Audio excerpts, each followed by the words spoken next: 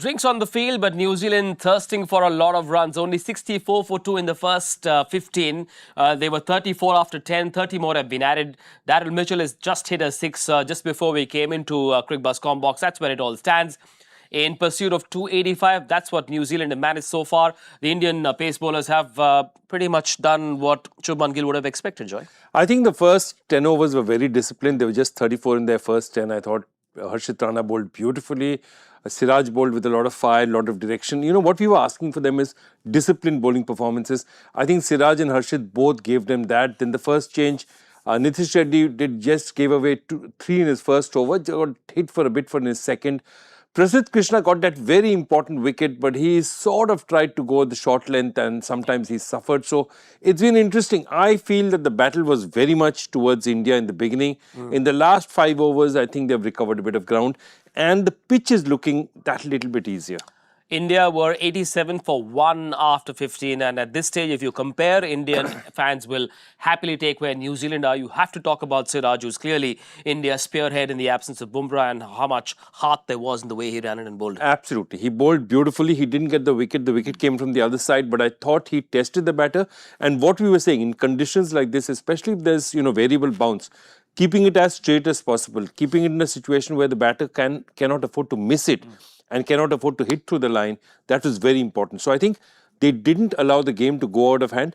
I think now is the discipline for India. The spinners need to come in, just get it in. Because remember, this is the period, this period of play between 15th and 35th is when New Zealand dominated us. So we need to really, really do well in this split. Potentially 20 overs of spin available for ShubmanGill. And in fact, with someone like a Daryl Mitchell who likes to back himself, he's a pretty good player of spin bowling as well. That will be a key contest, Joy. But when you look back at the first 10 overs, you reckon Conway and Nichols, perhaps one of them should have tried to be a little bit more adventurous because they found themselves in a certain hole? Or do you just credit good old-fashioned disciplined bowling from India? I think it was good old-fashioned bowling because, see, the total was not 320, 330 that they felt they had to go really hammer and tongs.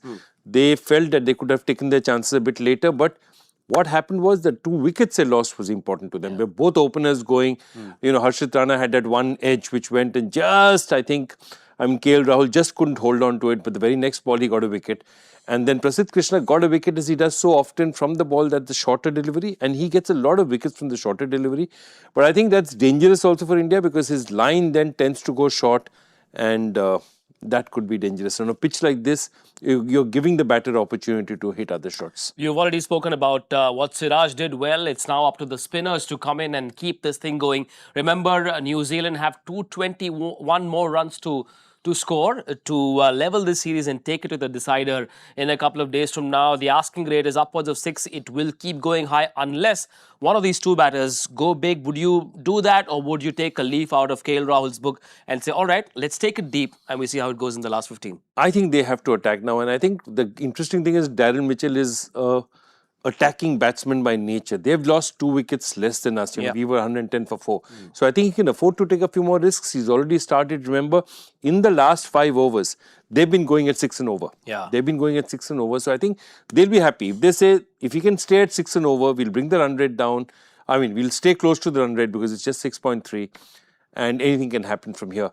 I still think, given the circumstances, I think New Zealand definitely are in the match. Daryl Mitchell clearly holds the key at number 4. He is at this point batting with Will Young, with the very dangerous Glenn Phillips yet to come. Then there is the captain Michael Bracewell as well. So a fair bit of batting left. In the next 20, how many do you think New Zealand will hope for? At least 100 to give themselves a chance? 100 to 120. If they do that and lose less than 2 wickets or less, I think they'll really fancy their chances at the end. Ravindra Jadeja is bowling the 16th, and so I suppose the next 10-15 overs or so will be a battle between these 2 New Zealand batters at 3 and 4. That's Young and Mitchell up against the likes of Kuldeep Yadav and Ravindra Jadeja. With a few overs of Nitish Reddy perhaps thrown in, maybe Prasidh Krishna as well to try and mix things up. Tactically, it will be a test for both sides. Regardless of whatever happens, we'll see you again on Cricbuzz Comm Box after 35. Bye-bye.